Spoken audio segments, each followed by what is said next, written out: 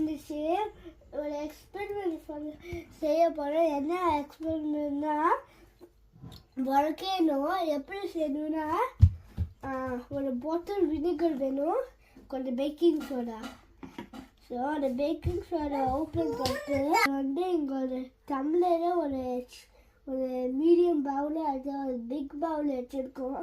So அது கீழே வராது.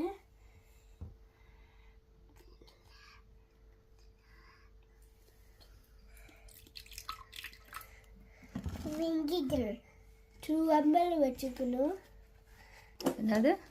இப்போ கொஞ்சம் ஃபுட் கலருக்கு போடணும். நான் வந்து க்ரீன் சூஸ் பண்ணுறேன். போடும்